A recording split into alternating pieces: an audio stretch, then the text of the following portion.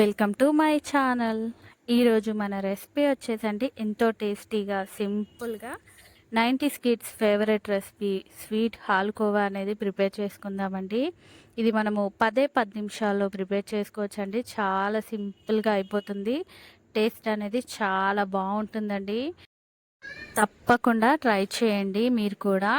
అలాగే ప్లీజ్ మర్చిపోకుండా మన ఛానల్ని అయితే సబ్స్క్రైబ్ చేయండి. ఇప్పుడైతే మనం స్వీట్ ప్రిపేర్ చేసుకోవడానికి ముందుగా ఇలా స్టవ్ పైన ఒక కడాయి అనేది పెట్టేసుకొని దాంట్లో ఒక పావు కప్పు ఆయిల్ అనేది యాడ్ చేసుకున్నానండి.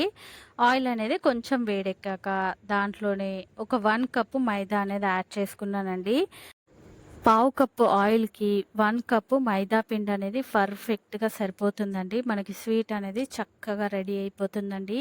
ఇది మనం అనేది కంటిన్యూస్‌గా ఇలా కలుపుకుంటూనే మనం మైదా పిండి అనేది వేయించుకోవాలండి. చూడండి ఈ విధంగా క్రీమీ టెక్స్చర్ అనేది రావాలండి. మనకి ఆయిల్ అనేది కొంచెం కొంచెంగా ఇలా పైకి తేలుతూ ఉంటుందండి. మనం ఇది వేయించుకున్న కొద్దికి. ఇలా ఆయిల్ అనేది కొంచెం పైకి తేలి ఇలా క్రీమీగా వచ్చాక దీంట్లోనే ఒక హాఫ్ కప్పు పౌడర్ షుగరు, అలాగే హాఫ్ టేబుల్ స్పూను ఇలాచీ పౌడర్ అనేది కూడా యాడ్ చేసుకొని స్టవ్ అనేది ఆపేసుకొని ఇది పూర్తిగా కలిసేలాగా ఇలా కలుపుకున్నాక ఇది ఒక ఇలా స్క్వేర్గా ఉండే ఒక బాక్స్ అనేది తీసుకొని దాంట్లో ఇలా యాడ్ చేసుకొని ఈవెన్గా స్ప్రెడ్ చేసి ఒక హాఫ్ ఎన్ అవర్ పాటు అనేది ఫ్రీజర్లో పెట్టి తీసుకోవాలండి. ఇది చక్కగా స్వీట్ అనేది రెడీ అయిపోతుందండి. చూడండి ఇలా హాఫ్ అన్ అవర్ ఫ్రీజర్లో పెట్టి తీసుకున్నానండి.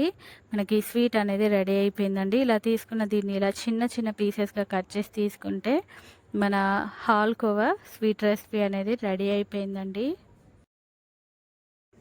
చూసారు కదండి ఎంతో టేస్టీగా సింపుల్గా 10 నిమిషాల్లో మన 90s kids favourite sweet recipe హాల్కోవా అనేది రెడీ అయిపోయిందండి. ఇది టేస్ట్ అనేది చాలా బాగుందండి. అలా నోట్లో వేసుకోగానే కరిగిపోతుందండి. అంత బాగుందండి టేస్టు. తప్పకుండా మీరు కూడా ఈ స్వీట్ రెసిపీ అనేది ట్రై చేయండి. అలాగే మీలో ఎంతమందికైతే ఈ స్వీట్ అనేది గుర్తుందో వాళ్ళు మన కామెంట్ సెక్షన్లో కామెంట్స్ చేయండి. అలాగే ప్లీజ్ మర్చిపోకుండా లైక్ చేయండి. నా మరిన్ని వీడియోస్ కోసం మన ఛానల్ని ప్లీజ్ సబ్స్క్రైబ్ చేయండి, షేర్ చేయండి. Thank you for watching the video.